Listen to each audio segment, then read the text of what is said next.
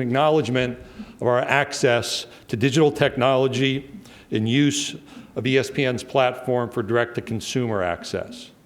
And we'll still have access to ESPN's many platforms, including the SEC network, and in 24, again, when in fully effect, we will be able to announce more game times earlier, like in the summer, so that our fans and our schools have the ability to plan well in advance of the season.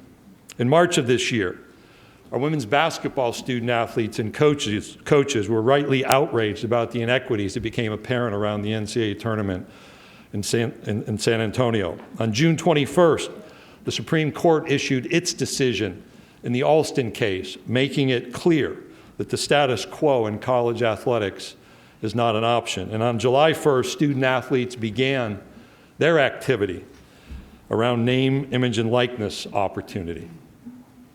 All of that illustrates our reality that we must change. But as we think about change, we must also remember that not everything is broken around college sports. We need a reminder about the many positive realities that don't receive full or accurate attention. Because we need to understand what works well and what needs to be sustained as we look towards a future in this expectation of change. So let's start with the Olympics. According to the United States Olympic Committee and Paralympic Committee, there are 613 United States Olympians. 463 of those had a college athletics experience. And that will include 80 current or former SEC student athletes, and we're one of 3 conferences where all 14 of our universities will be represented by at least one Olympian. And there's not a football player among that group. Our national college sports system makes that happen. If you change college sports, you change our Olympic development and support system in this country. When we were faced with the economic fallout from a revised schedule, a delayed start, reduced fans, reduction in ticket sales, we didn't back away from our responsibilities. In fact, we as a conference stepped up. In the SEC, we did not have any sports dropped or discontinued in our athletics programs.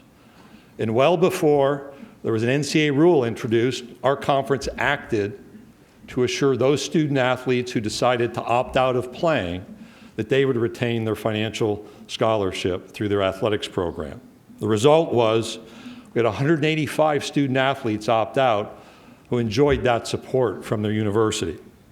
And while we're talking about accurate data around college athletics, understand that our student athletes don't go hungry. There are no limits around the nutritional support provided to our student athletes. There's also been misrepresentations of what happens when a student athlete is injured.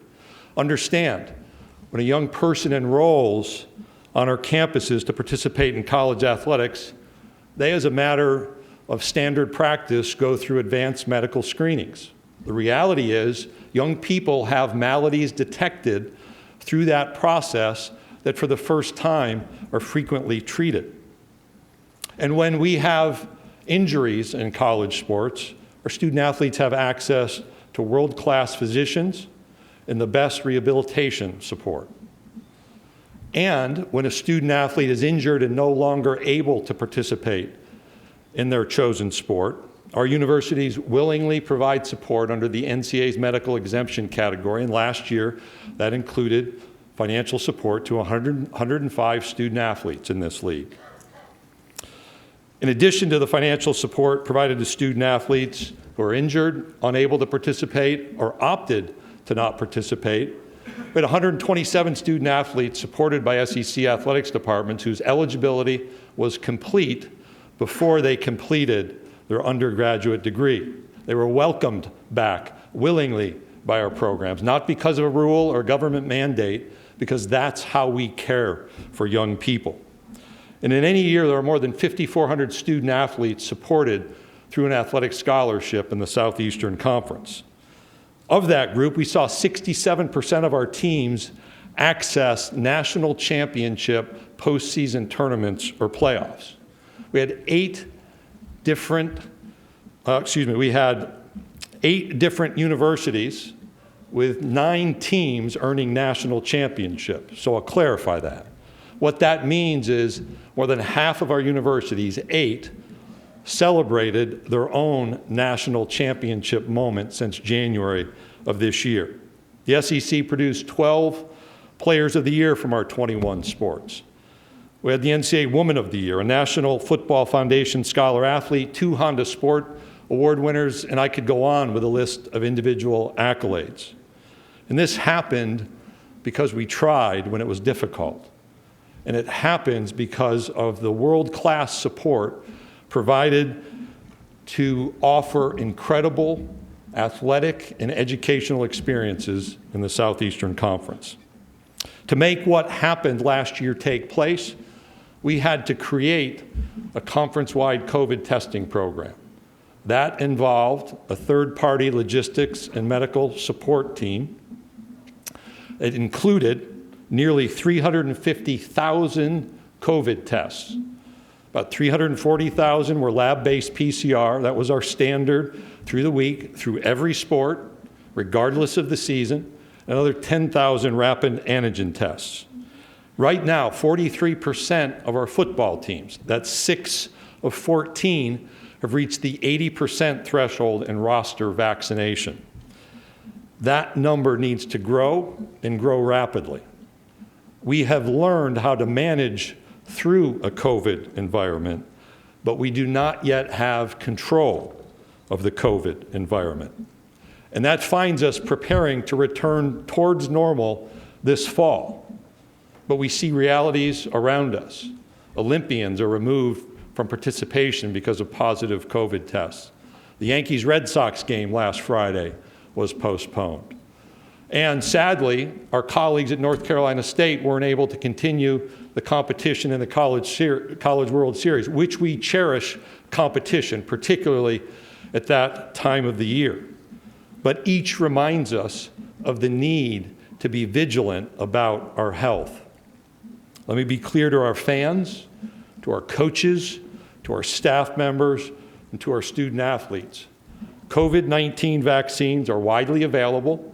They've proven to be highly effective, and when people are fully vaccinated, we all have the ability to avoid serious health risks, reduce the virus's spread, and maximize our chances of returning to a normal college football experience and to normal life. With 6 weeks to go before kickoff, now is the time to seek that full vaccination. And we know nothing is perfect, but the availability and the efficacy of the COVID-19 vaccines are an important and incredible product of science, not a political football, and we need to do our part to support a healthy society. Because as we look back, the potential absence of college sports last year caused us to think about not losing sight of the lifelong experiences, the laboratory of learning that takes place, and the educational benefits that accrue to the people who participate on our teams. But just like every human endeavor, college athletics is not perfect. And you know the criticisms. Many of you have likely written those criticisms. And as leaders, we have a responsibility to improve our attention to genuinely identifying, addressing, and resolving the lingering issues. Not everyone's going to be pleased, and change takes time. However, if we understand both the strengths of college sports and the key areas to be addressed, we can work towards effective solutions. But let's leave the legislative issues and the COVID issues for just a few moments. We now have William Tate leading LSU as the SEC's first African-American president or chancellor. We have African-American athletics directors. We have head coaches in men's basketball and in women's basketball from underrepresented groups. Yet after hiring 8 new head football coaches in the past 2 years in the SEC, we have no underrepresented group leading one of our football programs. We have no head coaches from underrepresented groups.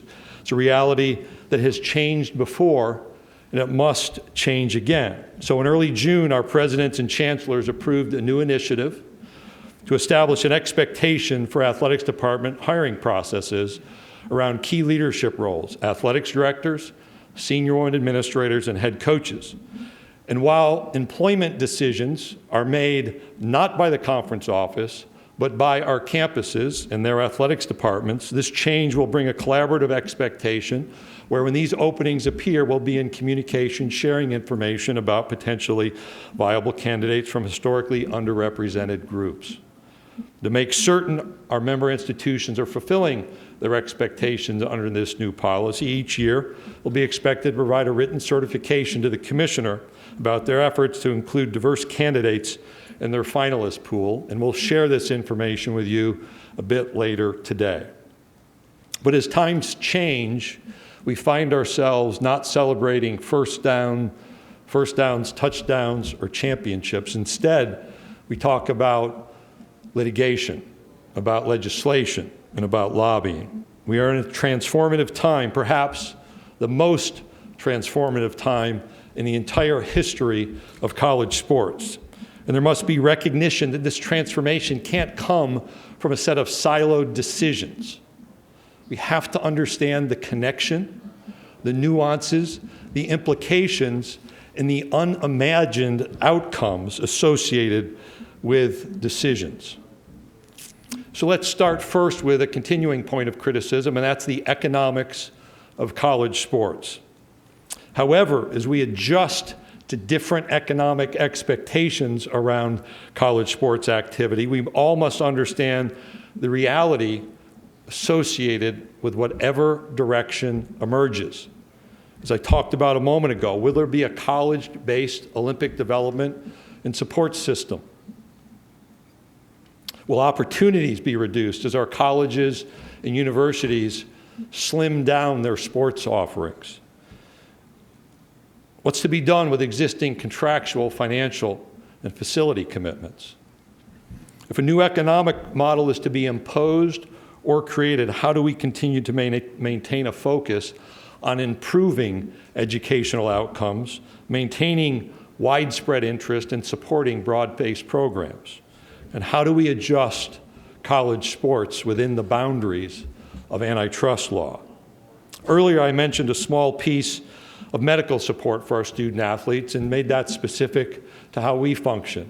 But a few years ago, the Autonomy 5 conferences adopted an expectation, a requirement, that 2 years after a student athlete's participation, our universities provide medical support through financial support for those student athletes 2 years after they departed. Is that the right healthcare expectation for college athletics? If not, how should it change? Is it length of time? Is it substance of support? And even as more young people graduate from our programs, how do we meaningfully foster career transition? We have programs at the conference office to help facilitate that. How do we expand that? How do our campuses perhaps become more intentional and have more flexibility at facilitating that career transition? What attention is owed to transfers who seek a greener pasture but instead lose their scholarship opportunity? This year's transfer portal had over 1,600 FBS scholarship recipients enter. There are still 1,100 active in that portal. Across all Division I sports, over 13,000 entered, and over 11,000 still remain. There's not enough information for me to explain that data, but we have a responsibility to dig deeper, because it's not good enough just to provide flexibility. We have to understand the impacts of our decision making. We also have to understand how to support an environment that provides more flexibility, permits legitimate transfers while holding to account those who tamper and want to turn college rosters into their personal recruiting grounds. In December, I sent a lengthy letter to the NCAA Division I Council. My purpose was to identify and make observations around the NCAA's enforcement and infractions process that I felt had to be addressed sooner rather than later. And in each observation, I offered at least some form of suggestion to help guide us forward. Perhaps not perfect suggestions, but something to be considered. Because we need to be clear, those accused of violations deserve a fair and timely outcome. And those who compete against those accused of violations deserve that same fair and timely outcome. And the national process for accountability must focus on issues of primary importance, with cases resolved in the most timely manner possible. And it's easy. In fact, I've been at fault. It's easy to criticize the NCAA. It's an organization of over 1,000 different institutions at 3 different divisional levels. In Division I, there are 351 campuses, 32 conferences. That's a difficult role.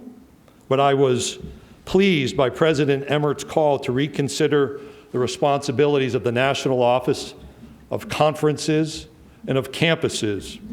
While not knowing the path forward, we desire this necessary dialogue, as it remains important for college athletics to have an effective governing body. We have to move forward producing legally defensible, relevant results and regulations. We must recognize the expectations, demands, and pressures that are present on the campuses of this conference are not uniform across all of Division I. And expecting every conference to come together to debate, discuss, and produce effective decisions for everyone is not our modern reality. We must begin to adapt. And as we witness real-time adaptation to the new name, image, and likeness environment, our athletics programs are already properly supporting student athletes within the boundaries and expectations of state laws or of executive order. It's a complex task that's made challenging because everyone is operating according to different state laws. But the NCAA's temporary rules governing name, image, and likeness were a necessary reality. But those interim policies are no substitute for a uniform national standard.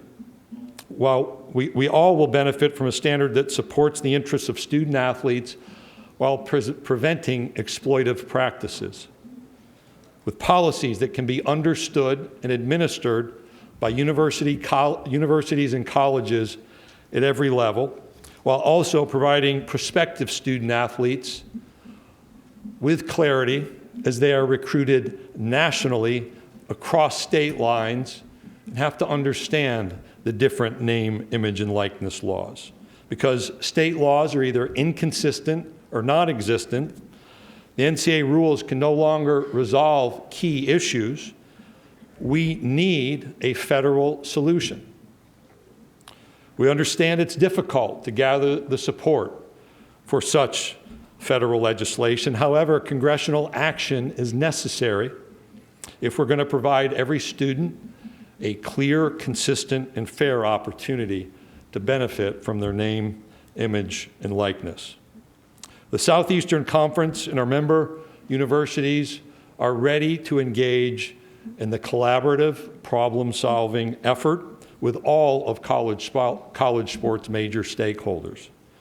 Our present reality highlights the need for a national dialogue on what is expected of college sports, be it healthcare, educational certainty, career transition, examining the economics, or myriad other issues. We in the SEC are dedicated to the shared values of higher education and high-level collegiate athletics competition while ensuring the unifying traditions and spirit of college sports remain interwoven into our nation's campuses and our communities.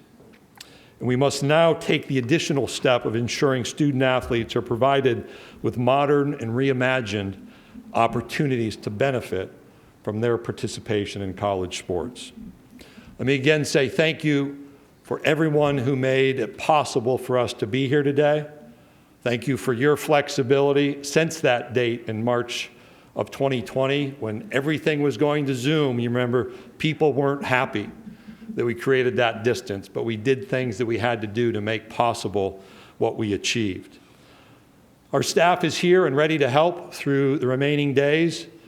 As is our tradition, I'm going to turn it over to Kevin, but I'm going to leave you with this one last reminder.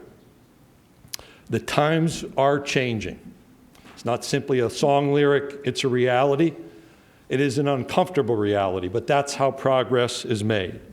Through it all, I remain convinced in the Southeastern Conference, our best days are still ahead. So Kevin, I'm going to grab a drink real quick, and I'm going to throw it to you. Thank you, Commissioner. If you have a question, please raise your hand. We have Savannah, Riley, and AJ will bring a microphone to you. Again, if you'll please stand, give your name and affiliation when the microphone gets to you. So we're going to start right over here on my left, about 3/4 of the way back. Please stand and give your name and affiliation. Seth Emerson with The Athletic. Greg, last year with the postponements and moving around games, especially football, is that something that will not happen this year? Will you simply go, if a team cannot play, will they have a no contest or a forfeit? So let's just indicate like the realities we deal with. You hope not to have disruption, but hope is not a plan, is the great cliche. We still have roster minimums that exist, just like last year. What I've identified for consideration among our membership is we remove those roster minimums, and you're expected to play as scheduled. That means your team needs to be healthy to compete. And if not, that game won't be rescheduled. And thus, to dispose of the game, the forfeit word comes up at this point. That's not a policy, and what you see are the bookends now for decision making. We've not built in the kind of time we did last year, particularly at the end of the season, to accommodate disruption. And unless we're going to do that, our teams are going to have to be fully prepared to play their season as scheduled, which is why embedded in my remarks is the vaccination motivation. Okay, we'll go right here in the same section along the aisle. Good morning, Commissioner. Jacques Doucet, WAFB-TV in Baton Rouge. It's viewed that some SEC schools have a competitive and recruiting advantage over others because there is no uniform drug policy. Would the SEC benefit from a uniform drug policy? We've talked about that issue for years, and I'll give you credit because I don't think I've had that question like 3 or 4 years. So there's a set of things that usually happen in Destin. That's one of them. As Ross Dellinger knows, the alcohol question was always there, so that was his task. Which is not linked to your question, by the way, so I want to draw the distinction between the legal and the illegal. We've not gone back into that conversation. Our member universities have felt it appropriate to allow each campus to make its own decisions around drug policy. Our universities have policies that extend even beyond their athletics program, so it's not been a point of conversation. We'll go down here to our left, second row, Ron. Yeah, Ron Higgins, TigerRagMagazine and .com. With all the changes in college athletics, with the NIL and players transfer rule and whatever, are college commissioners closer than, say, 5 years ago, until, especially the Power Five conferences into splitting off into their own little country, so to speak? I don't know where, well, I guess it was commissioner 5 years ago. It's been a long time. You tried to give me a day off, and then you throw that one at me on social media. No, that's not the focus. I went through a list of observations that aren't just NCAA related, they are college athletics related. That's actually us. And some ideas, in fact, ideas that I've had, actually don't resolve issues. They just linger. And so are we closer? Not in my imagination. I do think we all have to be mindful of the reality in front of us. And as I noted, when President Emmert spoke about the need for change and reimagining the national office role, the conference role, and the campus role, that doesn't speak to your question, but it does speak to we're going to have to administer this differently. That's likely the next process. Yet, Ron, I think people are going to be asking that question of me. I think within our programs, people will ask that question of me. I think nationally, people will ask that question of me. But it doesn't predict that kind of outcome at this point. We'll stay in the same section, about 4 rows back, right in front of me. John Talty, AL.com. Greg, you said we need a federal solution. I guess what, if anything, gives you the confidence that Congress can actually deliver a solution to these issues? All I can do is keep asking and making the case for why it's necessary. And I've learned over the last 2 years I should have paid much more attention in high school civics, because I'm learning much. You know, the Schoolhouse Rock, I'm just a Bill video was like my expertise, and it's magnified. There is no assurance. I hope, and I've testified once, I've met, I've had conversations, to provide some education and perspective about what that national standard would mean. We've also, and I've said here, are willing to discuss other aspects that may be on congressional leaders' minds. I don't know that we can resolve every one of them through federal legislation, nor given the level of care we provide, do I think every element needs to be regulated. I do think every element needs to be understood. So John, do I have assurance? Can I predict an outcome? I cannot. And if that's where we are, we're going to be dealing with this tension. We're going to learn a lot. Obviously, we have in the last, 3 weeks. We'll learn a lot in the next 3 months. And we'll see how that guides us if, in fact, there is no federal legislation. But think about some elements that I mentioned. Start with a prospective student athlete who's recruited by our universities. That's going to be somebody recruited nationally. How do they and their family understand what name, image, and likeness policies are going to apply upon their collegiate enrollment? States are all different, or they don't have anything, and they've just been given permission, so some level of institutional policy provides. When you examine state legislation, there's not a high level of oversight. And I just read on Twitter some really high number of businesses that are now in this space.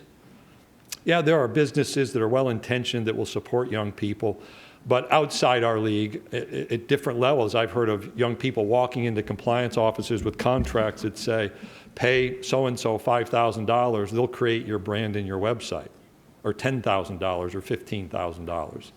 That's not this one-sided flow of money that everyone expects. So how do we oversee this properly?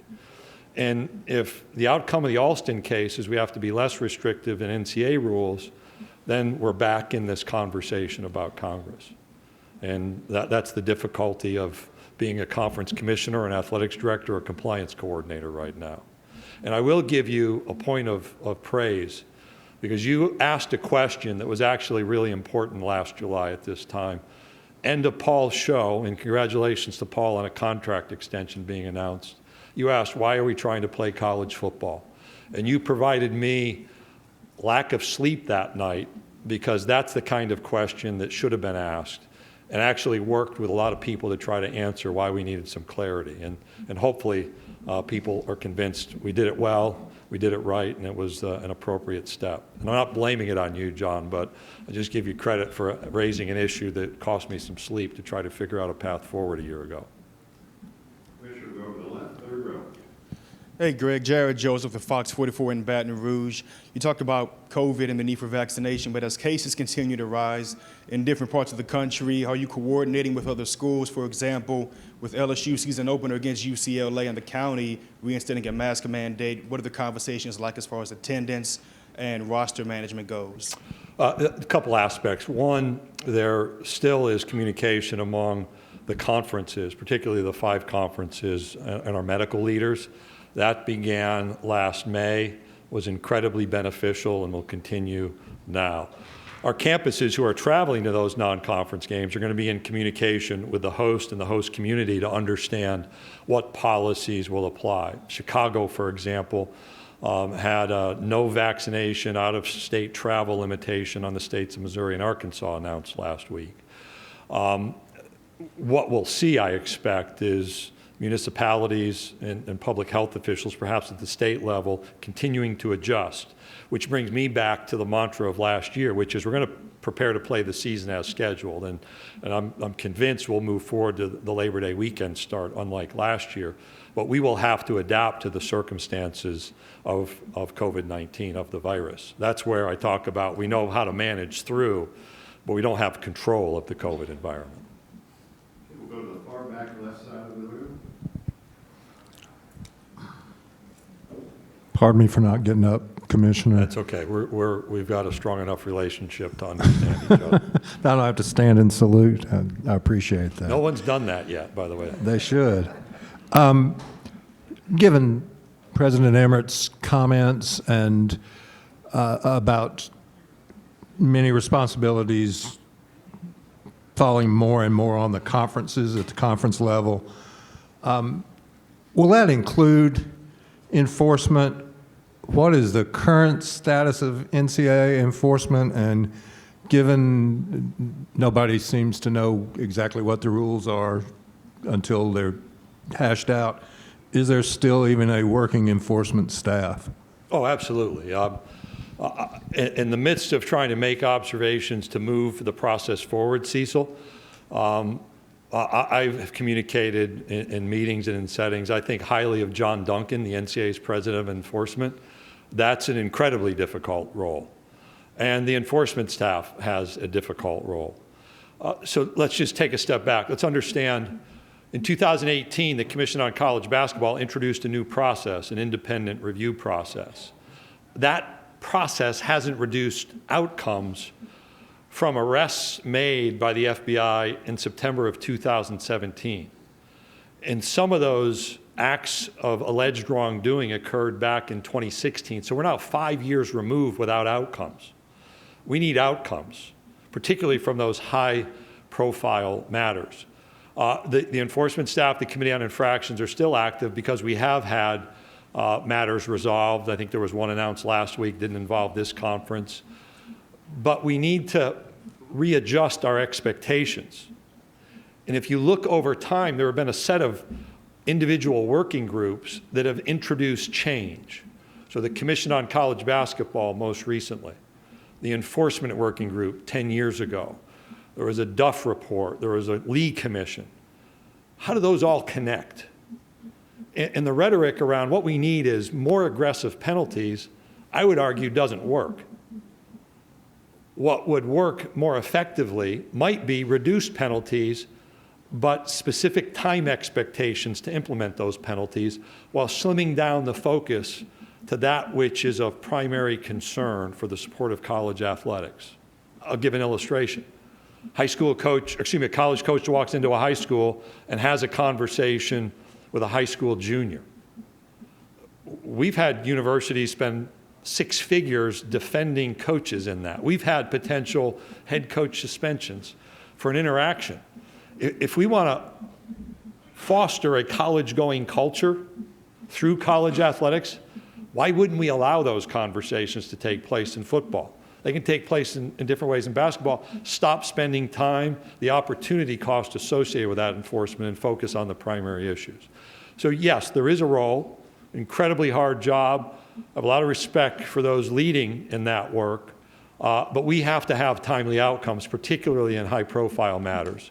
And I spoke of fair and timely, which I think is a two-way street in this process. Okay, as we get ready for the coaches and players, we'll take one final question here in the center aisle. Brandon Marcello, 24/7 Sports. Commissioner, you talk about a lot of these changes that need to be made and trying to make progress on that, but with so many different voices in the room and trying to get everybody on the same page, one, how do you get to that point where you get everybody in the same room and start making progress? And secondly, is there also an onus on, say, the commissioners and, for that matter, the university presidents who maybe haven't been as vocal as we have seen some commissioners? I'm not convinced you can put everyone in a room and have the needed outcomes. It doesn't mean everyone's just detached, but it may be that we have to first identify the principles for change. That informs some elements of change that brings about a process for change. As I said, I don't know the path forward. We have a responsibility, and almost to Cecil's question, as things are delegated, you take enforcement. You know, we had an investigator 20 years ago, or 15 years ago, or 17 years ago is when it stopped, because it didn't work effectively. The Pac-12 had its own process, kind of double jeopardy. That's gone away. So there are roles. In answering your question directly, I think some high-level thought focused on specific elements is at the core of this. And we can add, but we're not going to solve every problem and be able to legislate college athletics programs through the NCAA manual. We can govern some aspects, but 450 pages seems less relevant today than it ever has before. All right, thank you for your time, Commissioner. We'll be back with our first coach momentarily. I'll be back for my introductions, which I know you all cherish. You missed them last July.